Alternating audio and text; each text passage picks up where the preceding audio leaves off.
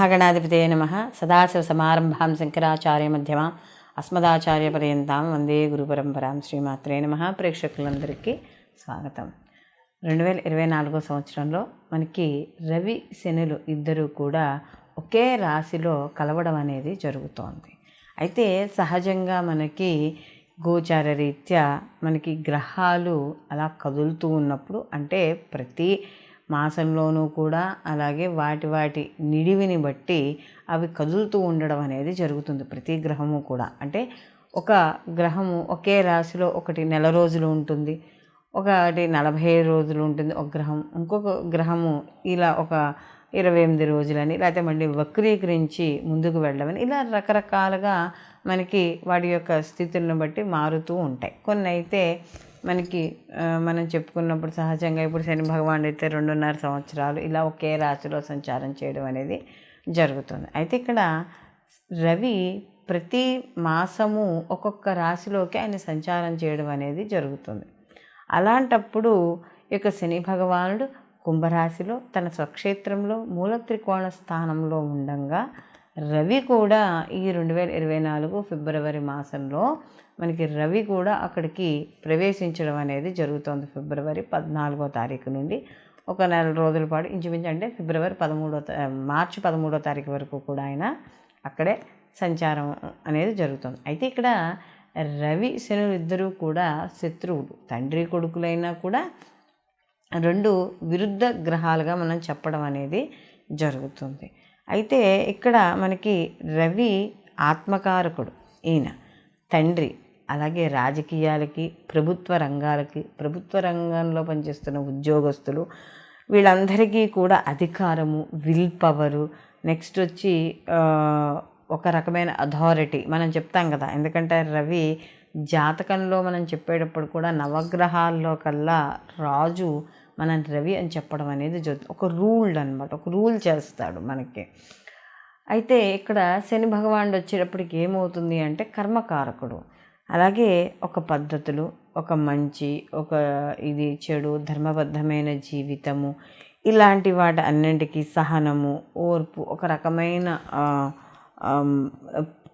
అంటే ఒక నియమ నిబద్ధతలతో వెళ్ళడం, అంటే ఇలా అనుకుంటే ఇలాగే వెళ్ళడం, అది కూడా ధర్మబద్ధంగా. అధర్మబద్ధంగా శని భగవానుడు ఎప్పటికీ కూడా అధర్మానికి ఎప్పుడూ కూడా ఆయన వ్యతిరేకమే. సేవా కార్యక్రమాలు, ఒక్కోసారి బద్ధకము, ఇలాంటివన్నీ కూడా ఈ శని ఇచ్చే కారకత్వాలుగా కనబడుతూ ఉంటాయి. అలాగే ఇక్కడ కూడా ఈయన కూడా గవర్నమెంటు, రాజకీయాలకి వాటికి కూడా కారకుడు. అయితే ఈ రెండు మరి నెల రోజులు ఒకే రకంగా ఉంటుందా అంటే ఒకే రకంగా ఏముండదు. ఒక డిగ్రీలు 10 నుండి 15 డిగ్రీల మధ్య కానీ ఈ రెండు గ్రహాలు కలిసినప్పుడు ఆ యొక్క ఏదైతే తీవ్రత ఉందో ఆ తీవ్రత అనేది కనపడుతూ ఉంటుంది ముఖ్యంగా. కాబట్టి ఆ తీవ్రత అనేది, అంటే ఈ రవిశని కలగ వల్ల ఆ సమయంలో మాత్రమే, అంటే 10 డిగ్రీల నుండి 15 డిగ్రీలు ఉన్న సమయంలో ఏ రోజులైతే ఉన్నాయో ఆ రోజుల్లో మాత్రమే కాస్త నీచ ఫలితాలు పొందడం అనేది జరుగుతుంది. కాబట్టి అసలు వీళ్ళకి ఎటువంటి ఫలితాలు ఉంటాయి ఏమిటి అనే విషయాన్ని ఇప్పుడు మనం ద్వాదశ రాశుల వారికి తెలుసుకుందాం.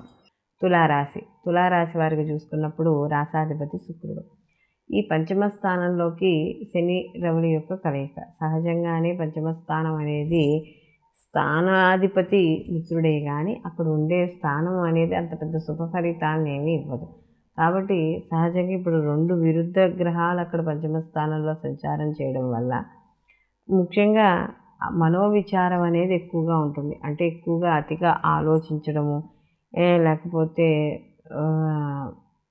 అంటే ఆలోచించడం అంటే పిల్లల విషయాల్లో, అంటే పంచమాధిపతి అయ్యాడు కదా అక్కడ ఆయన. చతుర్థ పంచమాధిపతి అయిన రవి యొక్క శని భగవానుడు పంచమ స్థానంలో సంచారం చేయడం, కాబట్టి ఇక్కడ శత్రువుతో కలిసి ఉండడం. కాబట్టి కొంచెం పంచమ స్థానంలోనే రవి అనేటప్పటికీ కాస్త బంధువులతోనూ, మిత్రులతోనూ, వాళ్ళతోనూ కాస్త అనవసరమైన విరోధాలు ఇలాంటివి వచ్చే అవకాశం ఉంది. కాస్త ధన వ్యయం అనేది కూడా ఎక్కువగా ఖర్చు అవుతూ ఉంటుంది.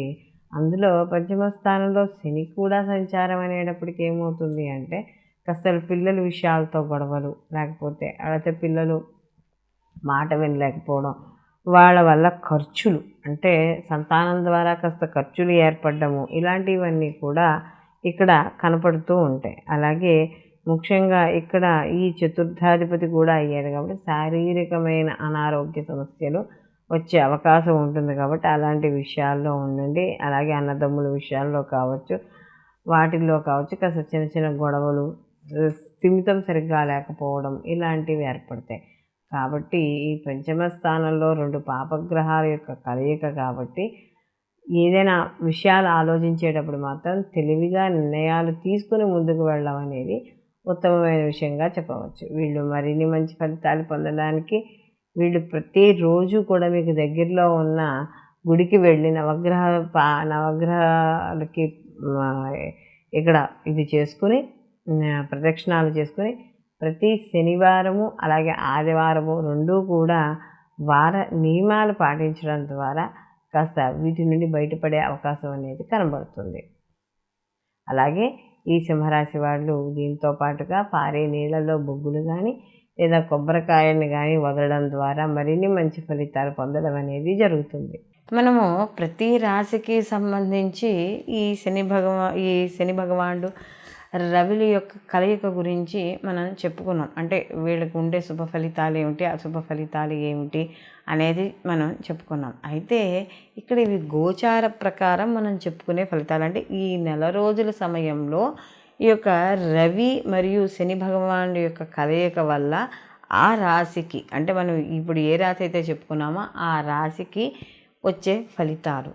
అయితే ఇక్కడ మనం చెప్పుకున్నట్టుగా సహజంగా మనం ఈ రవి శని యొక్క కలయిక అనేటప్పుడు యుద్ధంతో మనం భావించినట్టుగా ఉంటుంది. ఎందుకంటే తండ్రి కొడుకులకి ఎలా పడదో అలాగే ఈ రవి శనువులు కూడా కలిసినప్పుడు ఇక్కడ పడకపోవడం అనేది ఉంటుంది. అయితే కొంత స్థితులను బట్టి కానీ వాటి యొక్క ఏవైనా శుభగ్రహ వీక్షణలు కానీ ఏవైనా ఉన్నా కూడా కొంతవరకు అనుకూలమైన ఫలితాలు పొందడం అనేది కూడా జరుగుతుంది. అయితే ఇక్కడ తన ఇంట్లోకి తండ్రి వచ్చాడు కాబట్టి ఎంతో కొంతవరకునైనా కూడా సహనం అనేది ఎందుకంటే శని భగవానుడు ధర్మానికి ప్రతీక కాబట్టి ఆయన్ని శత్రువుగా ఈయన భావిస్తాడేమో కానీ ఈయన తండ్రిని మరీ అంత శత్రువుగా ఈ శని భగవానుడు చూడు. ఎందుకంటే పెద్దలంటే గౌరవం ఉన్నవాడు, తల్లిదండ్రులను సేవించేవాడు. తల్లిదండ్రులను సేవిస్తే ఆయన యొక్క అనుగ్రహం అనేది ఖచ్చితంగా పొందుతామని అందరికీ తెలుసు. అలాంటి శని భగవానుడికి తన యొక్క ఇంట్లోకి సూర్యుడు రవి వచ్చినప్పుడు కొంతవరకు అనుకూలమైన ఫలితాలు ఉన్నప్పుడు ఉండడం అనేది జరుగుతుంది.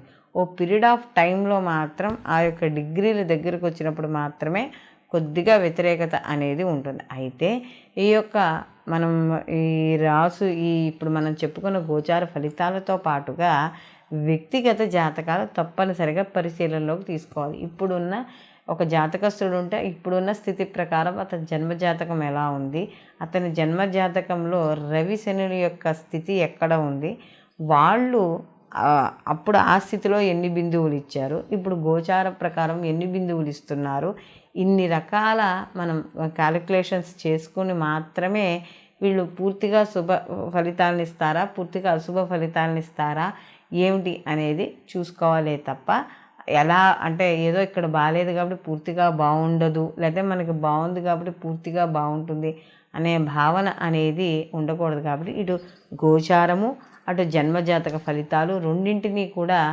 తప్పకుండా పరిశీలనలోకి తీసుకోవాలి. సర్వే జన సుఖినో భవంతు, లోకా సంస్థ సుఖినో భవంతు.